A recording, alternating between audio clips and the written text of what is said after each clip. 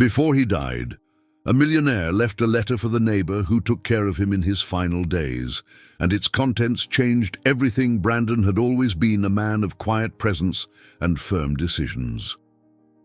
From early on, he believed the world was divided between those who prepare and those who wait, and he prepared. He inherited part of an old family estate, but it was his own effort that multiplied that inheritance. He avoided emotional ties, kept his relationships under control, and didn't hesitate to cut any bond that threatened his stability. He never married nor showed any interest in having a family. He preferred dealing with facts, numbers, and certainties, not feelings. He grew up in a strict household with an authoritarian father and a mother who valued appearance more than affection.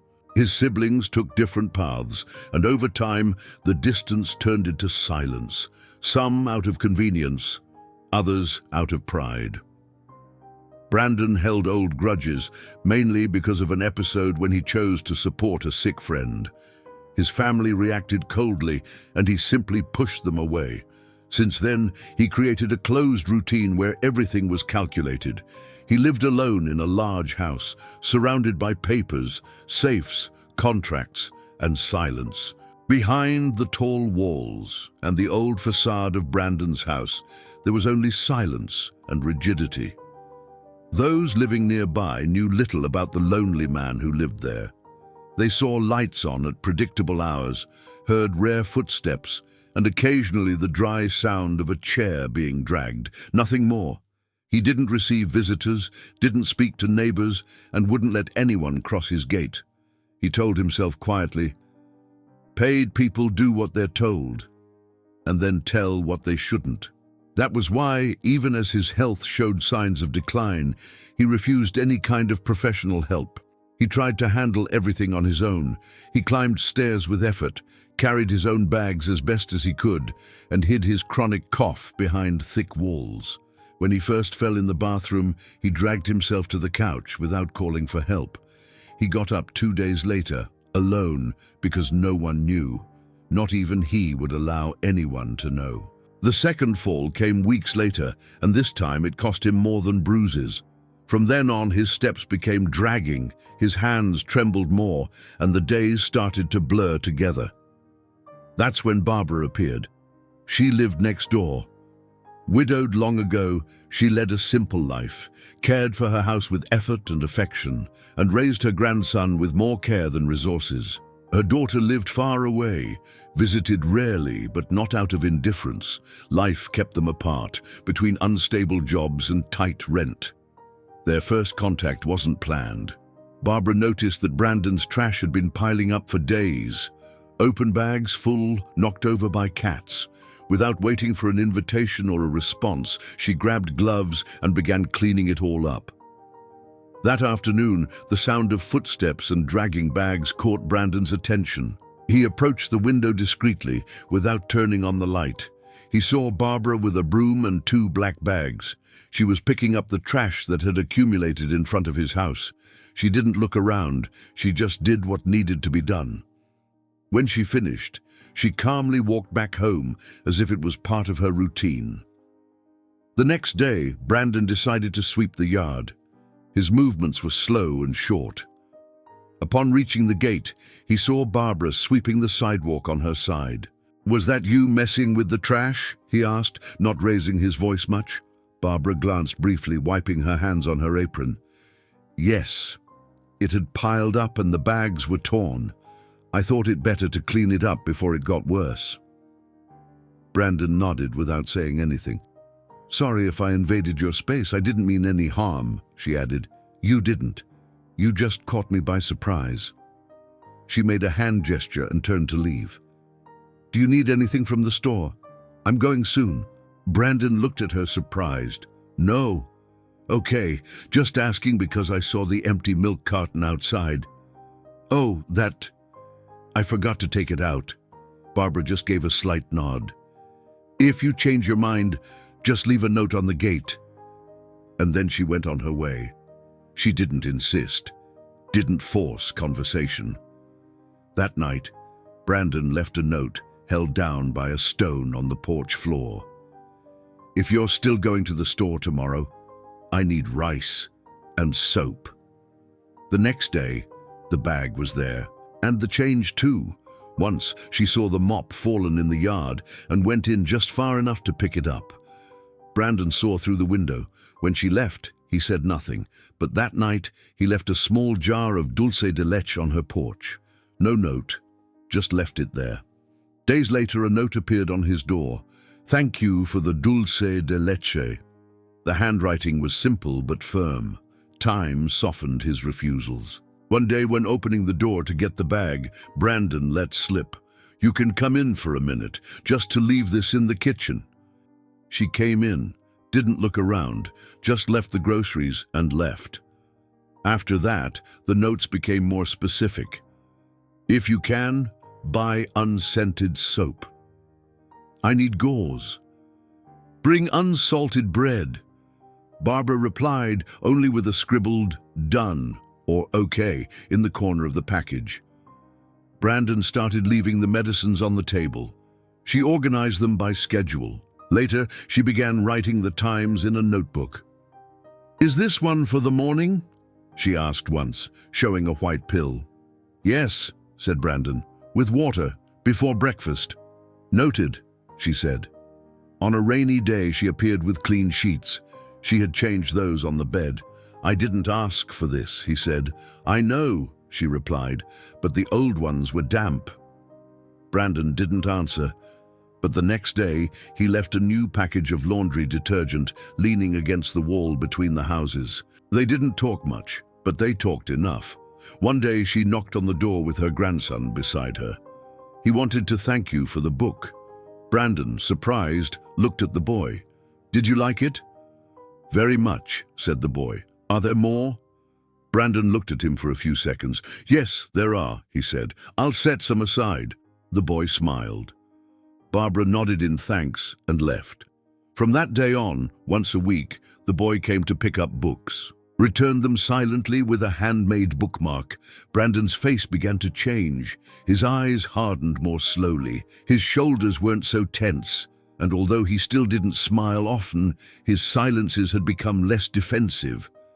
A month later, Barbara came by earlier. "I didn't hear any noise yesterday. Is everything okay?" Brandon took a while to respond. "I fell in the bathroom, but it's past. If you want, I can help with your bath, just to make sure you don't fall again." "No, I just need support. Towels on the floor slip. Then I'll put another one, a firmer one." And so she did, quietly, without pity.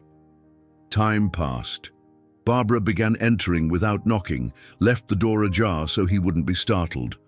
Organized the kitchen cabinets, cleaned the fan, labeled the medicine boxes. "This one is for pain, right?" she asked one day. Brandon nodded. "And this one?" "This is for blood pressure."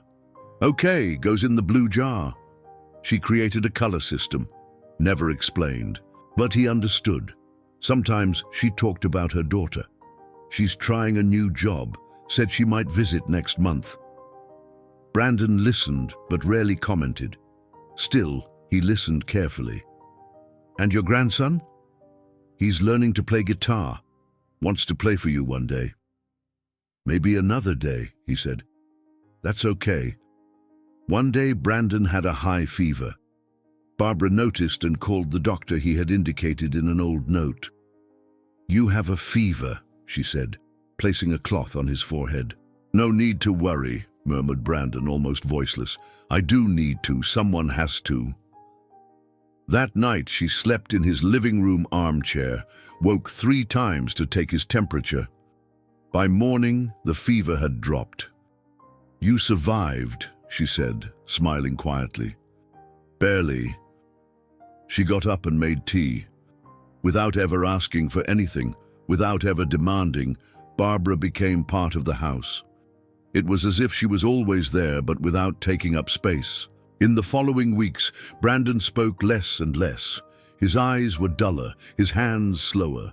She understood without him saying a word, took care of him at the same pace she washed his dishes, changed the sheets, arranged the books on the shelf, adjusted the pillow behind his head. That morning, Barbara, as she did every day, entered carefully, balancing a tray with tea and 2 toast slices lightly buttered. She had learned that Brandon didn't like sugar, nor excess, just what was necessary at the right time. She gently called as she entered the room. "Good morning, Mr. Brandon." No answer.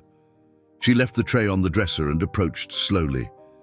The sheet covered his still body perfectly, and there was a strange serenity on his face. His eyes were closed. His hands resting on his chest seemed almost placed there by someone else. She knew instantly. She took a deep breath, touched his wrist, and confirmed what she already felt. Brandon was no longer there. Death had arrived quietly, perhaps during the night, and taken him with the same discretion he had lived with. She didn't cry. At least, not at that moment. Carefully, she covered his body up to the neck, adjusted the pillow, closed the windows one by one. Then went to the living room, took the old notebook where Brandon wrote everything, names, numbers, schedules, instructions.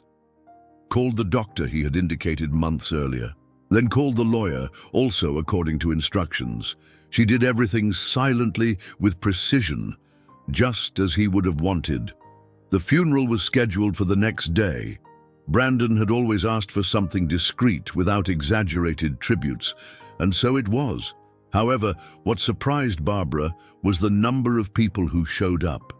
Distant relatives, some he had never mentioned. Well-dressed men and women, with eyes scanning the room as if looking for something beyond mourning. The weight of unspoken intentions filled the corridors of the small chapel. Among them, one face stood out. A tense man, tight blazer, overly neat hair, cold gaze. It was Mark, Brandon's nephew, long estranged from his uncle's life. Mark had been trying to reconnect with him in recent years, not out of affection, but with obvious interest. Barbara had heard of him. Brandon had once bitterly mentioned the nephew, who only appeared when there was something to gain. Mark approached the lawyer before the ceremony ended. "Will the will be read today?" he asked, in a low, impatient voice.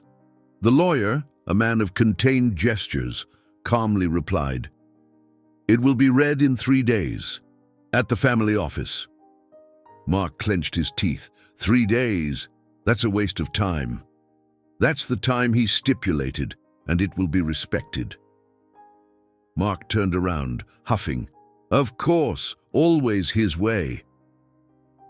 Barbara watched from afar. She wasn't bothered by the behavior. She was there for other reasons. 3 days later, the office where Brandon handled his private affairs was opened for the will reading. An austere room with few pieces of furniture, aligned bookshelves, and a leather armchair no one dared occupy. Everyone was present. Curious relatives, anxious glances, hushed whispers.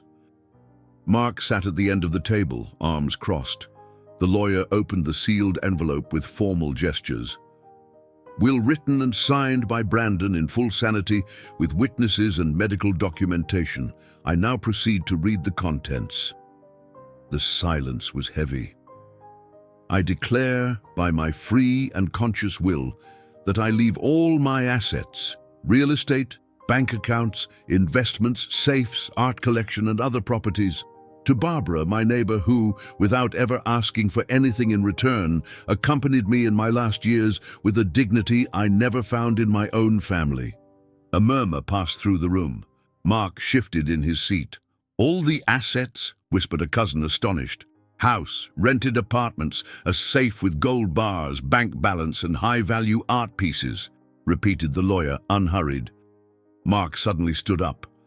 "This is manipulation. He would never do this of his own free will."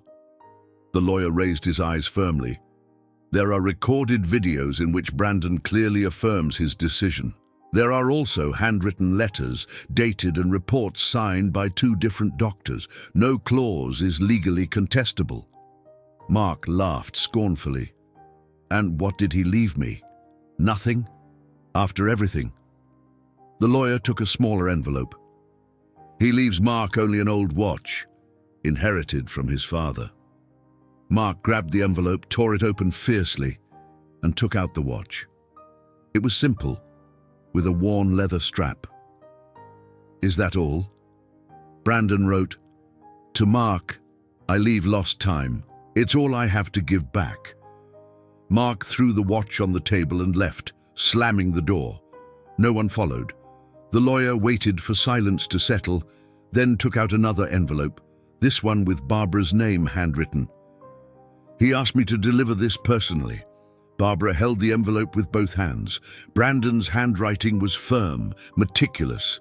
She opened it carefully and began reading aloud softly, while everyone remained silent.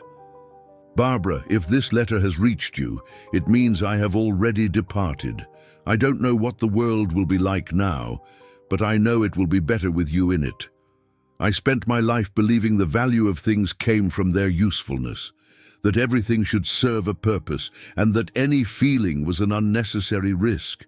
You proved to me with silence and presence that I was wrong. You never asked, you never demanded. You just were there. And in the end, when all in me weakened, you were what remained dignified, quietly, without obligation. I had no children. I didn't build lasting ties. But in my last years, I had someone real. And that, to me, is worth more than anything I have accumulated. All that is mine is now yours. And I know it will be better cared for than ever before. With respect and gratitude, Brandon." After finishing reading, Barbara didn't cry, but she pressed the letter to her chest silently, with teary eyes. There was no need to say anything. Everyone there understood that an undeniable truth had been spoken. She didn't ask for that, never expected it, but now it was hers, and more than that, it was deserved. But Mark did not accept defeat calmly.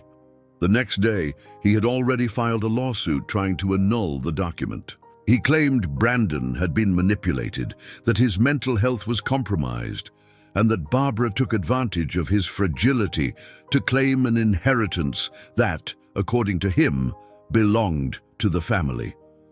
"This won't end like this," Mark shouted at his lawyer's door while local news cameras approached.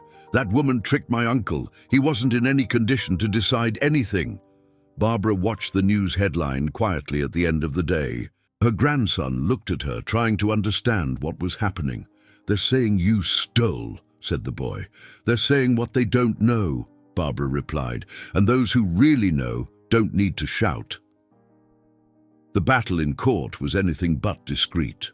Lawyers hired by Mark presented old medical reports, trying to show signs of mental confusion in Brandon's last months. They claimed Barbara isolated him from the family, influenced him with financial intentions, and as a neighbor, had no emotional legitimacy to receive so much. Barbara attended all hearings, never late, came alone, dressed simply, and sat silently next to the lawyer Brandon had entrusted with everything. The questions she received were harsh, full of insinuations. "How many times a week did you enter Brandon's house?" the judge asked in a preliminary hearing. "Almost every day in the last months," Barbara answered calmly. "Did you receive any payment?" "Never, not a single coin." "Then why did you take care of him so often?" Barbara paused before replying. "Because he needed it, and because no one else did." The answer echoed in the room. Mark's lawyer shook his head in disgust, but did not argue. Meanwhile, Brandon's lawyer gathered the evidence left by Brandon himself. A video recorded months before his death was presented as evidence. In it, Brandon spoke clearly. "I am fully aware, and I choose to leave everything to Barbara because she was the only person who stayed with me without expecting anything in return. My family distanced themselves years ago. She didn't." Also, letters written by him were read in court. One said, "I trust her more than I ever trusted any relative. She's the only one who treated me with dignity in my last years." The newspapers, always eager for scandals, followed everything closely. Headlines ranged from support to doubt, Millionaire leaves fortune to neighbor, scam or gratitude, some said. Others were crueler. The caregiver who became heir. Barbara became watched in the streets, whispered comments, long looks, reporter invitations she refused with a simple "I have nothing to say." Still, she never complained, didn't ask for protection, didn't give in to the temptation to clean her image with interviews. Continued her routine as before, with the same quiet firmness. Months later, the verdict came out. The will was deemed legitimate in every aspect. The judge was clear. The deceased had full mental capacity when drafting the document. The evidence is consistent. There is no indication of coercion. The inheritance remains with Mrs. Barbara. Mark lost. Furthermore, he was ordered to pay court costs. As an aggravating factor, the judge ordered his name included in an investigation about attempted judicial fraud due to document manipulation in one of the petitions. The news of the final verdict spread quickly. Barbara wins dispute and inherits fortune, the papers said. But she, as always, did not appear before the cameras. Gradually, the dust settled, and her life changed, but not in essence. The first thing she did was renovate her house. Removed mold from the walls, replaced the roof, reinforced the old windows. Then she bought the neighboring lot and built a new residence there. Bigger, more airy, with an extra bedroom for her daughter, who could now visit more comfortably. "There will be space for you and the boy," she said over the phone. "Are you sure, Mom? I don't want to bother," replied the daughter. "It's not a bother, it's a home, and homes are for welcoming." Over time, the daughter came frequently. Visits stopped being short and tense. Barbara made fresh coffee, and the grandson ran through the rooms with a laughter that hadn't been heard there in a long time. Part of the money was invested in real estate. Barbara didn't want to manage the contracts. She hired an accounting firm and transferred everything to them. "Just let me know if anyone is late. The rest, you figure it out among yourselves." Brandon's house remained as it was, but the rooms were modernized. The old furniture restored, the paint redone. The office, however, remained untouched. The paintings, letters, the desk clock, all in the same place. There she placed a small wooden altar. On it, a white candle. Next to it, a photo of a younger Brandon at the beach with a faint smile. "That day was rare," he once said. "Smiling was not my habit." Barbara made donations regularly, but never in her own name. "Whose help is this?" they asked. "It's Brandon's," she replied. He wanted it that way. She paid medical debts of families, funded courses for promising youth, helped an elderly woman fix her roof before the rainy season, all done discreetly. "Why don't you appear?" a journalist insisted. "Because it's not about me," Barbara answered. "It's about what he left, and what deserves to be remembered." Over time, people stopped talking.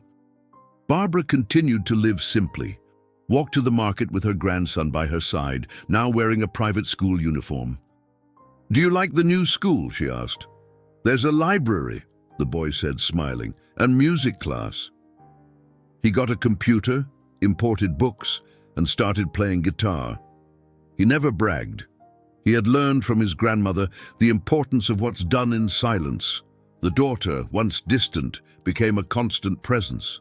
They sat together in the afternoons to have tea, talk about life, and recall good and bad moments. "You've changed," the daughter said once. "No, I just got a chance to breathe," Barbara replied. Not long after, she transferred the deed of a fully renovated, paid-off apartment to her daughter. "Why this, Mom?" "So you never have to choose between paying rent and coming to see me." Mark disappeared from the news. Some people learned years later he was trying to work as an independent real estate agent in distant neighborhoods. He never tried to contact them again. On the anniversary of Brandon's death, Barbara did not organize tributes. She just lit a candle at the small altar silently. The original will remain folded between the pages of a book he himself had marked with a note. Dignity is not a favor, it's a choice. There, among old pens and a forgotten leather bracelet, was the memory of a man who lived quietly, and who, in the end, was truly seen by someone who expected nothing in return. In Barbara's life, there were no headlines or monuments, but there was peace, constancy, and the certainty that care, when sincere, is worth more than any blood tie. If you enjoyed this story, don't forget to subscribe to the channel, leave a comment, give it a like, and activate the notification bell so you don't miss any of our upcoming videos. See you in the next story.